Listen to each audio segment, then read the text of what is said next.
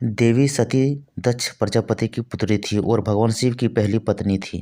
देवी सती ने अपने पिता दक्ष प्रजापति के यज्ञ में कूदकर अपने प्राणों का त्याग कर दिया था। ये बातें तो सभी जानते हैं कि लेकिन देवी पुराण में इस प्रसंग के बारे में और भी रोचक बातें बताई गई है। देवी पुराण के अनुसार जब सती के पिता दक्ष प्रजापति ने यज्ञ का आयोजन किया तो उसमें अपनी पुत्री सती और दामाद भगवान शिव को निमंत्रित नहीं किया। यज्ञ के बारे में जानकर सती ने बिना निमंत्रण ही पिता के यज्ञ में जाने की जिद करने लगी। तब भगवान महादेव ने सती से कहा कि किसी भी शुभ कार्य में बिना बुलाए जाना और मृत्यु ये दोनों ही एक समान है। मेरा अपमान करने की इच्छा से ही तुम्हारे पिता यह महायज्ञ कर रहे हैं। यदि ससुराल में अपमान होता है तो वहां जाना मृत्यु से भी बढ़कर होता है। देवी पुराण के अनुसार भगवान शिव की ये बातें सुनकर देवी सती बोली, महादेव आप वहां जाए या नहीं, लेकिन मैं वहां अवश्य जाऊंगी। पिता के घर में यज्ञ के महा उत्सव का समाचार सुनकर कोई कन्या धैर्य रखकर अपने घर में कैसे रह सकती है। देवी सती के ऐसा कहने पर शिव जी ने कहा, मेरे रोकने पर भी तुम मेरी बात नहीं सुन रही हो।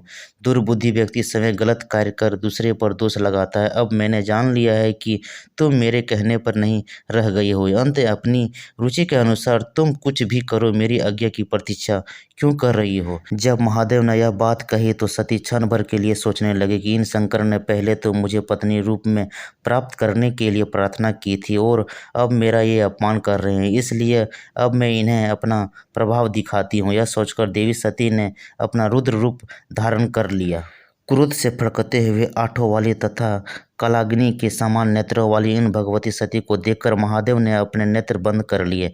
भयानक दाढ़ों से युक्त मुख वाली भगवती ने अचानक उस समय अट्टहास किया, जिसे सुनकर महादेव भयभीत हो गए। बड़ी कठिनाई से आंखों को खोलकर उन्होंने भगवती के इस भयानक रूप को देखा। देवी भगवती के इस भयंकर रूप को देखकर भगवान शिव भय के मारे इधर उधर भागने लगे। शिव को दौड़ते हुए देखकर देवी सती ने कहा, डरो मत, डरो मत। इस शब्द को सुनकर शिव अत्यधिक डर के मारे वहां एक क्षण भी नहीं रुके और बहुत तेजी से भागने लगे। इस प्रकार अपने स्वामी को भयभीत देखकर देवी भगवती अपने 10 श्रेष्ठ रूप धारण कर सभी दिशाओं में स्थित हो गई।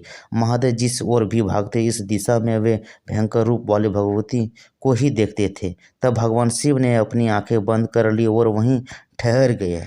जब भगवान शिव ने अपनी आंखें खोली तो उन्होंने अपने सामने भगवती काली को देखा। तब उन्होंने कहा, श्याम वर्णा वाली आप कौन है और मेरी प्राण प्रिय सती कहाँ चली गई।